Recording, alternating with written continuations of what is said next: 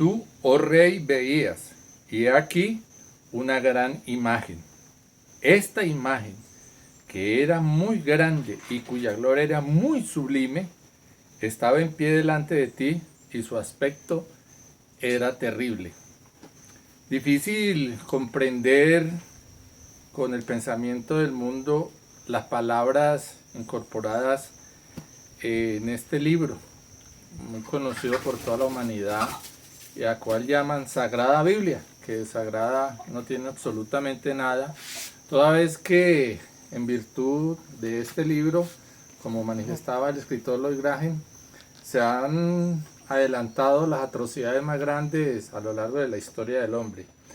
No obstante, con este pensamiento hoy nuevo del hombre de este tiempo final, se puede comprender a la luz de esa fuerza que mora en el espíritu del hombre, llamada la fuerza de Daniel, que le permite identificar los símbolos, el lenguaje utilizado para la lectura de ese símbolo y poder entender el mensaje final. Este mensaje es difícil de llegar a él, sobre todo cuando toca lo más preciado, podríamos decir, para esto que llaman vida, toca nuestros propios intereses, y ahí el rechazo de la mayoría de la humanidad para llegar al cifrado real de lo que esta imagen que vio el rey Nabucodonosor hace 2600 años significa para su diario vivir. Es así que con esta fuerza de Daniel, hoy vamos a darnos a la tarea de analizar en profundidad sobre esa imagen que vio el rey Nabucodonosor. A través de todo ese tiempo, los falsos intérpretes de la Biblia han ubicado siempre el libro de Daniel como dentro de un contexto histórico. Hoy conocemos que Daniel es adentrarnos en el libro de Apocalipsis, en el libro de Revelación, escrito 600 años después, allí en la isla de Patmos. Es adentrarnos dentro de la verdadera naturaleza del hombre terrestre. Es así que hoy pretendo compartir esta pequeña información y bueno, queda a su disposición el seguir investigando. Partiendo de lo que dice más adelante el libro de Daniel, cuando manifiesta en el capítulo 3 que el rey Nabucodonosor hizo una estatua. Y estos falsos intérpretes de estas escrituras, que repito, lo han ubicado siempre dentro del contexto histórico, han pasado por alto unos pequeños detalles, que a la luz de lo que son el desarrollo de la ciencia en el campo de la arquitectura y las artes plásticas, vamos a poder llegar a la verdad contundente de esta imagen.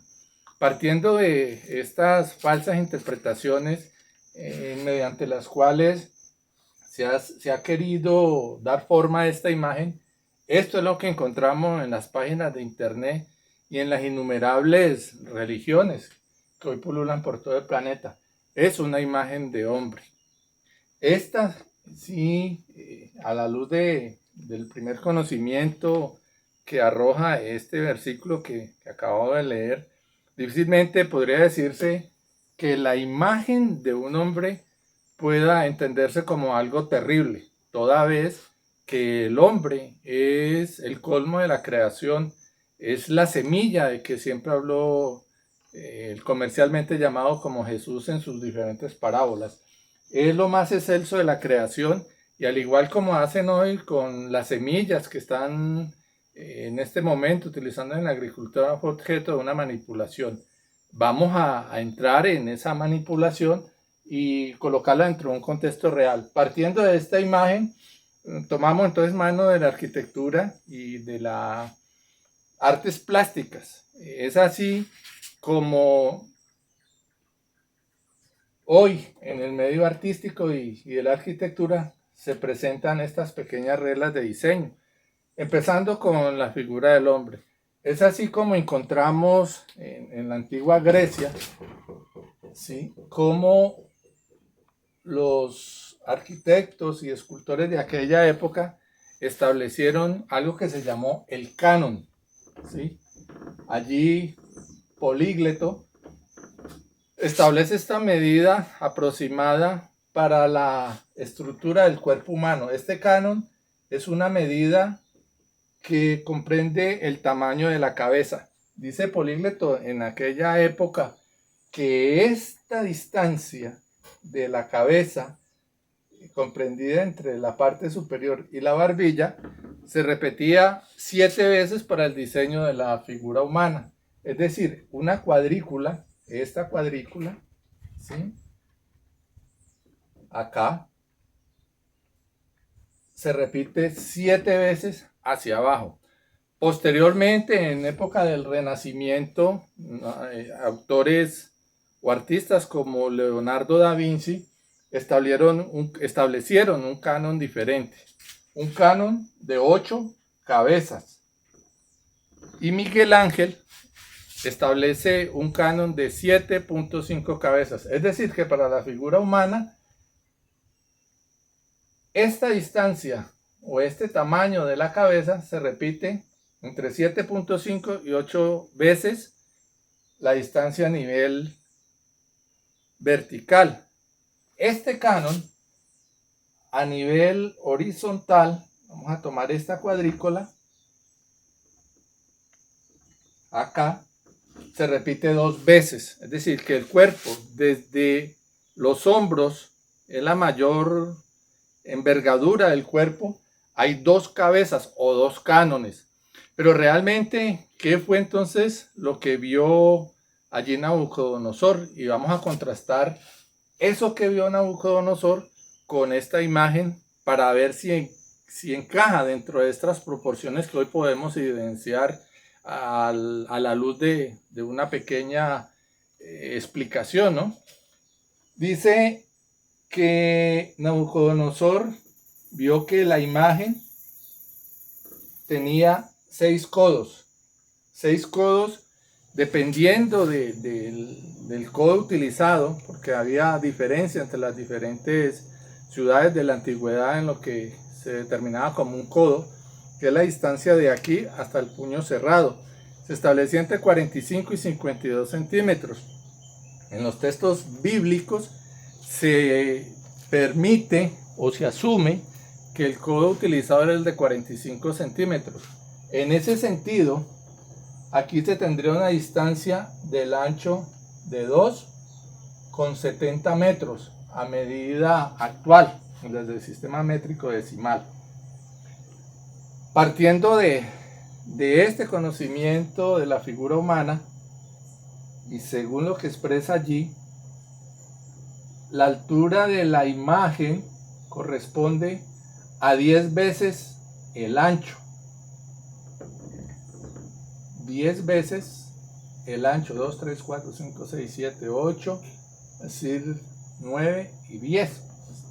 10 veces, o sea que 270 por 10 equivaldría a 27 metros de alto.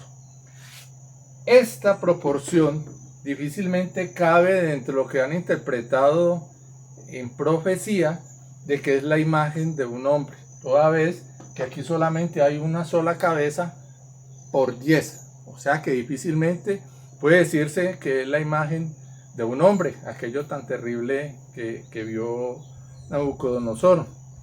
Algo igualmente que se le ha escapado a estos intérpretes es el hecho que solamente da 2 medidas, da la anchura y la altura, y se les escapó un pequeño detalle, que no tiene profundidad, solamente tiene 2 medidas. En otras narraciones de estos textos bíblicos, por ejemplo en el libro de Éxodo, en el capítulo 27, el versículo 15, cuando habla del tabernáculo que se le ordenó a aquel pueblo hacer en honor a su Dios Jehová, establece que tiene altura, anchura y profundidad. Le establecen 5 codos de altura y 5 codos de anchura y 3 de profundidad. O sea que en diferentes pasajes se tiene en cuenta la anchura. Para este caso, se tiene en cuenta la profundidad. Para este caso no la tiene. Por definición de lo que manifiesta los antiguos en su geometría, se dice que cuando no se da de un cuerpo la profundidad, se entiende que es la misma anchura. O sea, que igualmente esta anchura, esta profundidad sería de 6 codos o 2,70 metros. Eso se les ha pasado por alto, repito, a estos intérpretes, que partiendo de lo que están dibujando, se entendería como una figura plana, y no es plana, ¿sí? Es volumétrica. Pero bien, ¿qué hay en este momento como imagen que pueda entenderse dentro de este dibujo que hace acá, ¿sí? De manera verbal el profeta Daniel? Hay algo en el mundo, vamos a dibujarla así, que hoy la podemos identificar. Está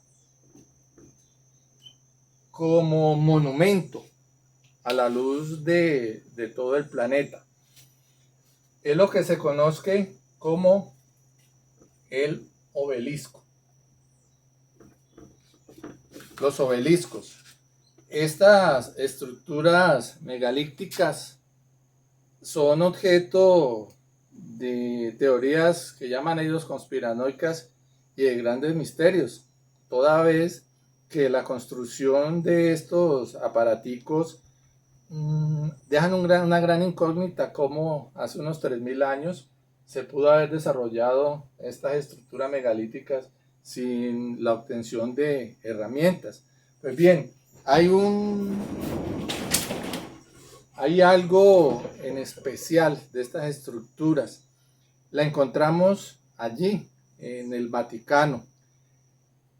Ese monumento que está allí en la plaza y que tiene una historia muy oscura, ese obelisco, fue colocado allí en la plaza del Vaticano por el Papa Sixto V en el año de 1586. Tiene una altura, escuchen bien, de 25,5 metros. Eso sin comprender las modificaciones que desde ese momento hizo el Papa Sixto V. Está hecho en granito rojo de una sola piedra.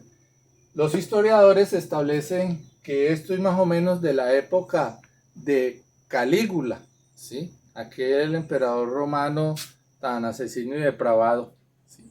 Este es llamado el testigo mudo, toda vez que se dice que fue colocado en el circo de Nerón y a sus pies fue torturado y sacrificado el apóstol Pedro, como ya conocemos en esta historia que relata también estos mismos textos bíblicos.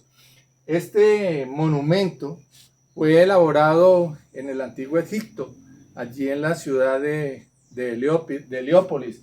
Tiene una forma piramidal en su punta. Esto, bueno, sería parte de otro compartir de por qué esta forma piramidal. Pero hoy se entiende que este monumento colocado allí en la plaza de Bernini corresponde a un total de 13 monumentos colocados allí por toda Roma, ¿sí? Y esto solamente representa algo. La invasión a través del tiempo y de la historia se ha dado a la tarea de simbolizar lo que fue el producto de su invasión, y lo ha hecho de esta forma, por no decir menos que megalómana, ¿no? A los ojos de toda la humanidad, que difícilmente entiende lo que significa este obelisco. Este obelisco es la impostura de las tinieblas dentro del cuerpo del hombre. Escuchen bien, aquí en esta imagen se representa el mecanismo receptor en el cuerpo del hombre para este sistema de cosas que hoy llamamos mundo. Hoy ya conocemos que esta imagen, o esta más bien, corresponde al poder económico, al poder religioso, al poder político y al poder de la guerra. Todo sustentado por esta estructura mental que en este momento ostentamos los hombres terrestres.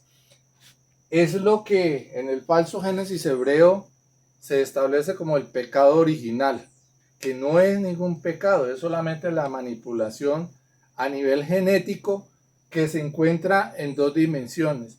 De manera psíquica lo encontramos aquí en nuestro cerebro. Allí está, por decirlo, un animal, así es sencillo, que invade la pineal y la pituitaria. Si ustedes van a los tratados de medicina, pueden encontrar las funciones de estos dos elementos constitutivos del cerebro del hombre. Es desde esta pineal y esta pituitaria que Jesús manifestaba que nosotros adoramos lo que no sabemos. Y es así que hoy hay una adoración al mundo material. ¿Para qué nos levantamos todas las mañanas? Solamente con el pensamiento de materia, en el afán de conseguir dinero, cosa que olvidan las religiones cuando Jesús manifiesta que raíz de todos los males es el amor al dinero. Y vemos estos antros o estos centros más bien de la falsa espiritualidad, donde la gente hoy un domingo está allí pidiéndole a su Dios, que no conocen a quién está pidiendo, para que le llegue un bienestar material. Esto igualmente lo ilustra Pablo de Tarso, ¿sí? En el libro de Romanos 7:20, donde dice que el mal que mora en mí nos lleva a cometer todo aquello que es contrario a lo que yo quiero hacer. Dice que por el mal que mora, si pretendiendo hacer lo bueno, siempre termino haciendo lo malo. Pero bien, esta manifestación a nivel psíquico tiene una manifestación también a nivel de la estructura del cuerpo del hombre. Es así como identificamos ese megasímbolo que hay en la plaza del Vaticano, que se ubica acá, y aquí en el centro encontramos este obelisco dominando el centro de la plaza. Esta es la representación de la célula humana terrestre. Esa célula humana que depende hoy su vida de un megaorganelo conocido como la mitocondria. Cumple las mismas funciones que aquella manipulación de la pineal y la pituitaria a nivel psíquico. Necesita gran cantidad de materia para generar la vida que sostiene en este momento el cuerpo del hombre. Es la que da el oxígeno, produciendo el envejecimiento y posteriormente la muerte, como lo manifiesta allí en el Génesis 6:3, al decir que no contiene su espíritu para siempre, porque ciertamente él es carne y debe morir. Por eso envejecemos y morimos. También en esta denuncia que hace Pablo de Tarso, que es difícil comprender dentro de la estructura religiosa, en la segunda de Corintios 12 manifiesta que le fue dado un aguijón en la carne. Y hay algo muy particular, que él pide que lo quite, le pide al Cristo que le quite ese aguijón. Y él dice que ese aguijón está allí en la carne para que se fortalezca. Y eso es lo difícil de entender, que hoy el hombre terrestre, con esta maldad dentro de su cuerpo, lo pueda capitalizar para un futuro, para ese final de los tiempos, donde vamos a ver cómo lo puede capitalizar. Ese aguijón en la carne que habla Pablo de Tarso, hoy está representado en el pensamiento del oro.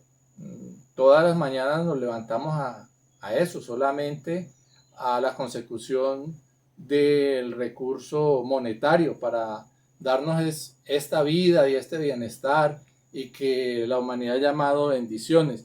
Pero esta manipulación también ha tocado el corazón del hombre y lo ha tergiversado a través de todas y cada una de las religiones. Por eso lo difícil de tomar este libro conocido como Biblia o el Corán o el Rig Veda y no vincularlo a un proceso religioso de Dios y toda esta cantidad de cosas que venden actualmente en las diferentes religiones. Toca el corazón del hombre, pero también toca aquí esta parte, el estómago del hombre donde se representan las religiones.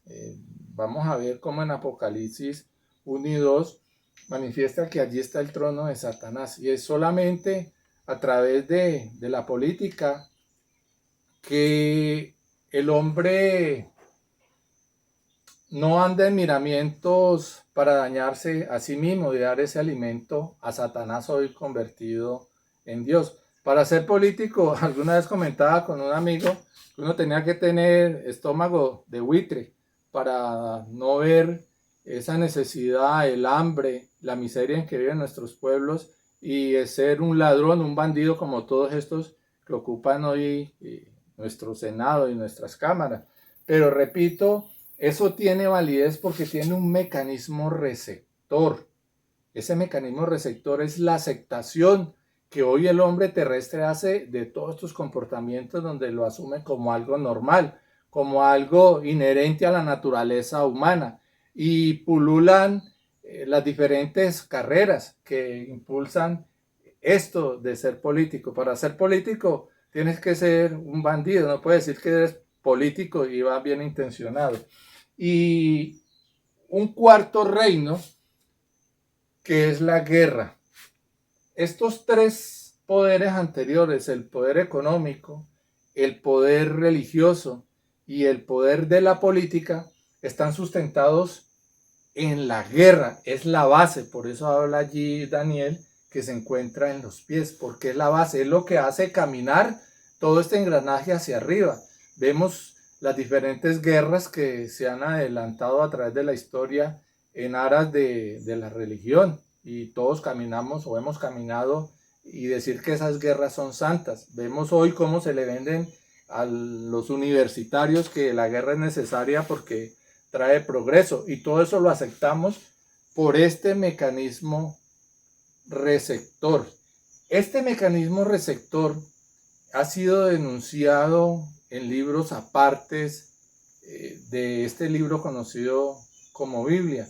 Y es así como John Baines en el libro Los brujos hablan, manifiesta que el hombre en su lucha inclemente por obtener todo esto, por su existencia, hace que su aparato emocional, escuche bien, y nervioso, manejado aquí por la pineal y la pituitaria, generen unos elementos incorpóreos, dice allí.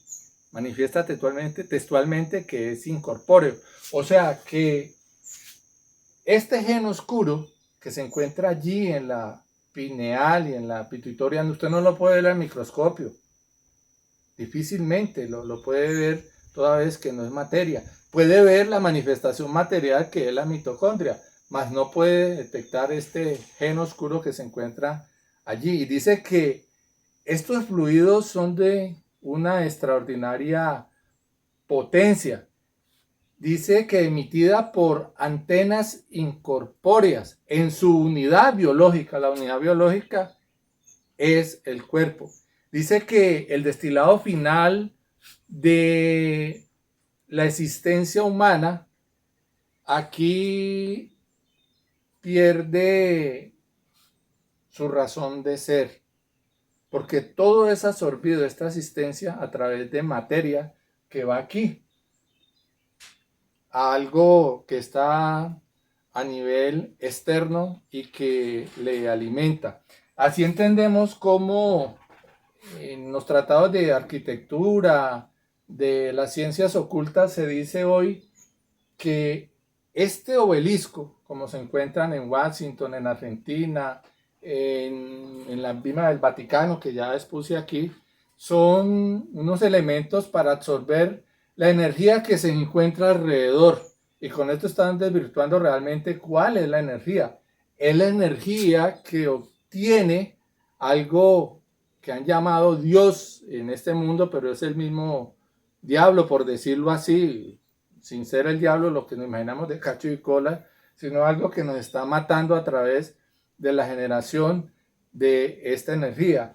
Igualmente, Simón Bolívar, allí a sus 21 años, desde uno de los montes que dominan la Plaza del Vaticano, establece que este pueblo, y lo ubica allí en Roma, los Graco, los Nerón, los Calígula, dice que ha dado para toda la desgracia de la humanidad.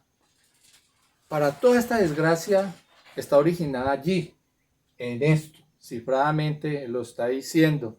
Dice que aquí es la cuna de todas las miserias de esta humanidad, pero dice también que para el enaltecimiento del espíritu ha dado poco, porque este tema del espíritu es totalmente diferente a lo que han vendido como falsa espiritualidad en las religiones, en las corrientes místicas, gnósticas, en todas estas corrientes de nueva era. Es así como hoy entendemos que este cuerpo del hombre ha representado para sí una prisión donde está encarcelado, por decirlo de alguna manera, esa esencia divina que Bolívar ve allí, que no le ha permitido enaltecer eso que lleva por dentro. Es así que encontramos dos facetas en el hombre terrestre, una esencia y una condición. La esencia es aquella que permite mover este cuerpo, es lo que nos impulsa siempre a hacer el bien, a dar lo mejor de nosotros, y tiene una condición que es una estructura a nivel fisiológico representada en este cuerpo, incidida. Como condición se puede quitar. Hoy, a través de todas estas corrientes, insisto, se adelanta una campaña, por no decir menos que perversa, para que el hombre identifique esto y tome mano de su verdadera esencia del espíritu para poder combatir esto que nos está quejando en este momento. Es así como manifiestan el advenimiento de una nueva era en este cuerpo impactado por la muerte desde que nacemos. Miren, estamos envejeciendo y el final de todos los hombres es morir. Es falso estos arrebatamientos, es falso que te van a venir a rescatar en naves extraterrenas, es falso que haya un salto de conciencia con este cuerpo que envejece y que hoy, a través de toda esta dinámica de enfermedades y vacunas, muy cercanamente nos encontramos ya a la muerte. Es así la prisión del cuerpo, el cual manifiesta Hermes Trismegisto hace unos 3500 años.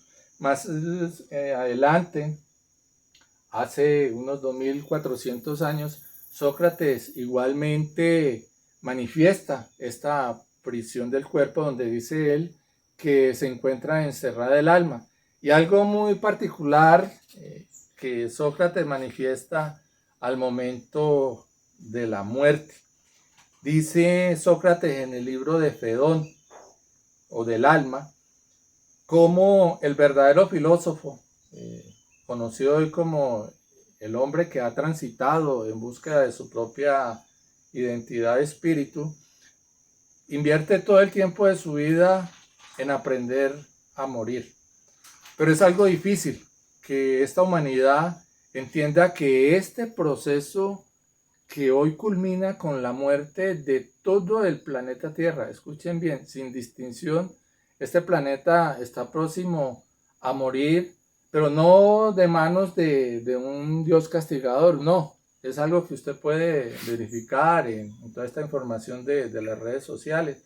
es la cantidad de bombas termonucleares que ya están listas para ser arrojadas sobre esta humanidad, que al igual que el símbolo de Pedro en aquel momento cuando Jesús se disponía a marchar hacia Jerusalén, sabiendo que le iban a asesinar, y Pedro le dice, intenta detenerlo, maestro, no vayas. Y él le dice, aléjate de mí, Satanás, porque es el miedo a la muerte, ese miedo al cual se va a enfrentar hoy el hombre terrestre a través de este descubrir de su propia esencia inmortal, una esencia que no muere por el accionar de las bombas termonucleares, una esencia que no muere de manos de los elementos que hacen su embate final después de la explosión de esta cantidad de bombas que tienen para ser arrojadas a esta humanidad. Es a través de ese proceso de lo que el Cristo llamó la resurrección. Esa resurrección es el conocimiento aplicado a través de muchas vidas que hemos vivido para hoy poder adelantar una transformación que nos permita después de la muerte adelantar